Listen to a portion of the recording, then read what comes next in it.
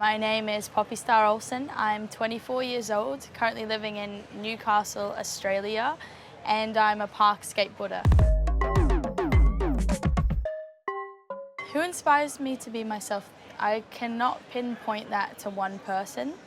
I think there's so many people. There's actually a team of skateboarders here called Their Skateboards, and they're all queer skateboard team.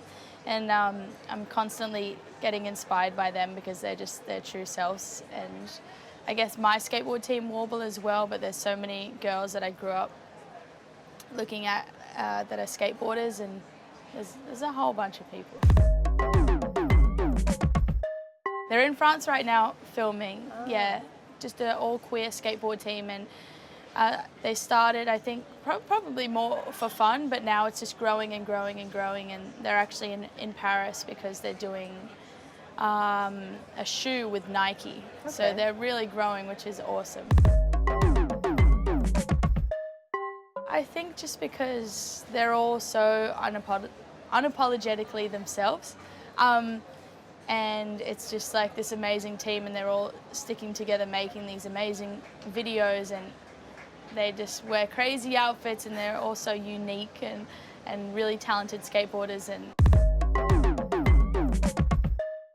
probably I've been doing at my girlfriend's house in Paris. I've been doing like this big drawing, and so I love art. I'm a big artist. I'm always drawing and stuff, and I haven't been able to do that for a while with just the Olympics and everything going on. So, and I've almost finished this like really big piece, and yeah, I looked at it the other day and I was like, oh, that's pretty cool.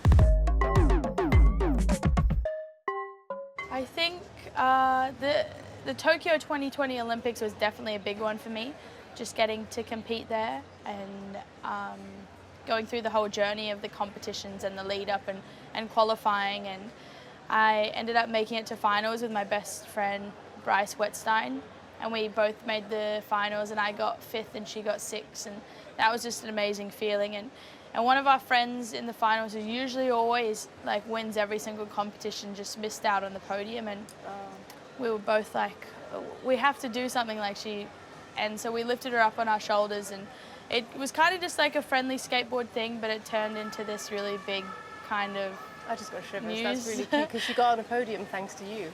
Yeah, that's very nice. Yeah, it turned into this huge thing and we both got this award for like sportsmanship, and so that was pretty cool. Well done. I was proud of both of us. Yeah. Yes, I'm proud of you too. That's very nice. I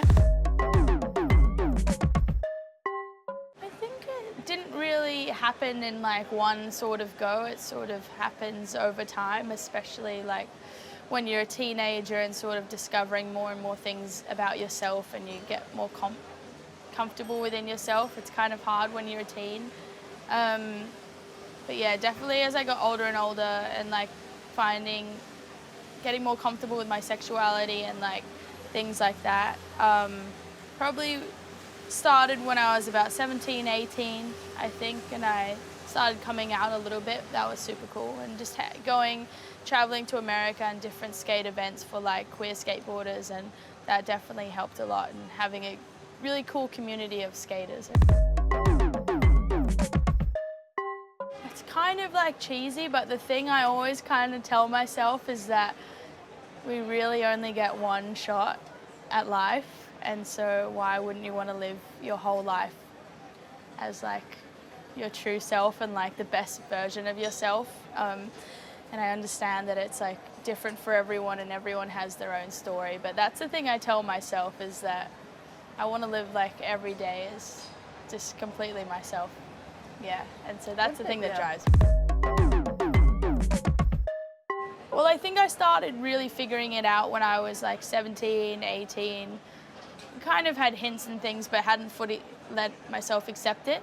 But I'd always grown up with like queer skate friends and in a really positive community.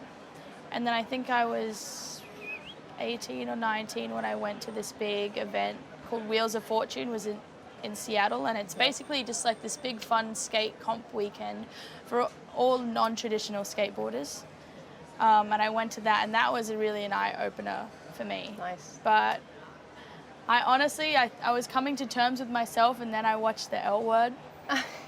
I watched a season of the L Word, and I was like, oh, okay. This exists, yes. It exists. And then the only person I felt that I needed to come out to was my mum. Oh. And so I was pacing, and I was like, I'm just gonna text her. Didn't even want to call her. I'm just gonna text her. And so I texted her, and then she was fine. She was like, no shit, Sherlock, I've known since you were 6. And I was like, okay, okay. And that was that. And then after I told her, I was like, okay, that's it. I don't need to tell anyone else. So. I think someone struggling to accept themselves. The biggest thing that helped me was finding my community of people that in skateboarding I was very lucky because there are so many queer skateboarders.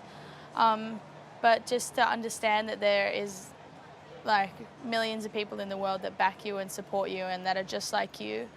So I guess maybe if you have access to social media, or if you're brave enough to get out there and find friends that are just like you, or I think that was the best thing for me, is just surrounding myself with positive people is the best environment, I think. It's hard for me to say about sports other than skateboarding, but for skateboarding definitely has its own challenges. We have really come so far, and it is very diverse, and which is super cool. But in my discipline especially, it's kind of a bit behind, which is interesting. I think I'm one of the only queer skateboarders in the park, or that was doing the competitions.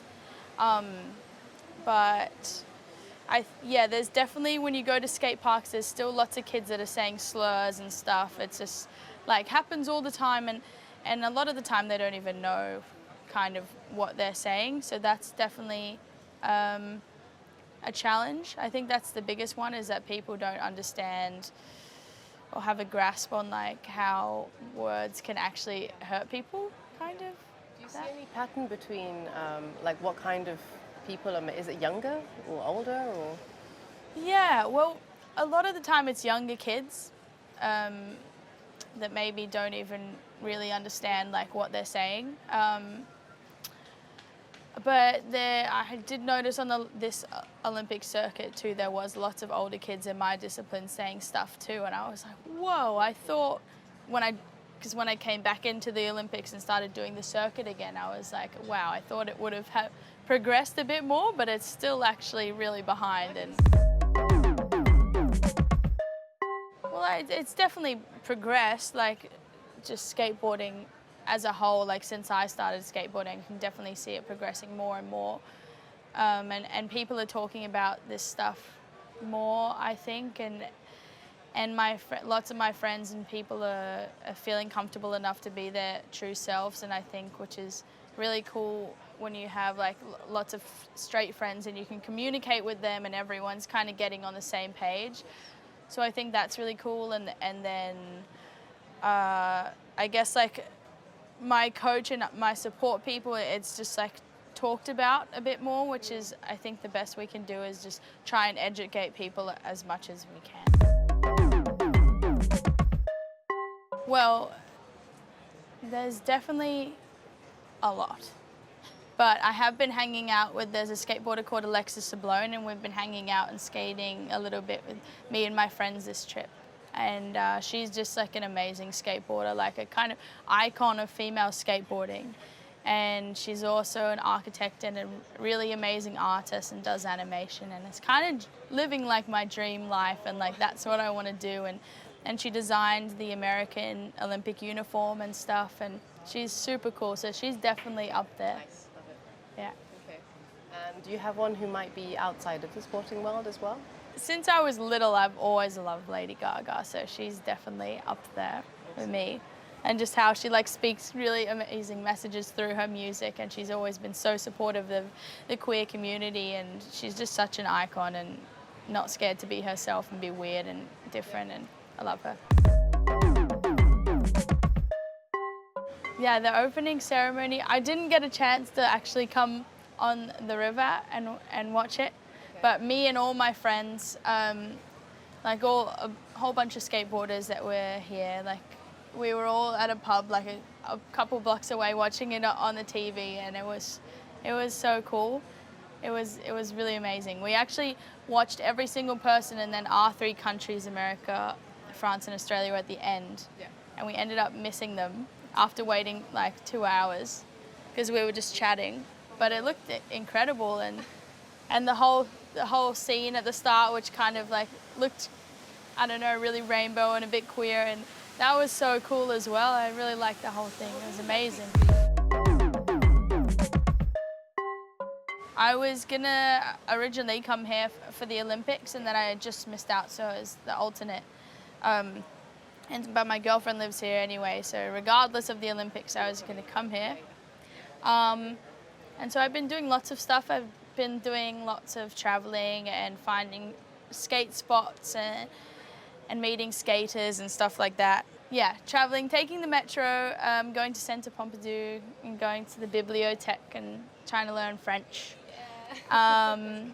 And doing lots of drawing and going to different parks and lots of exploring.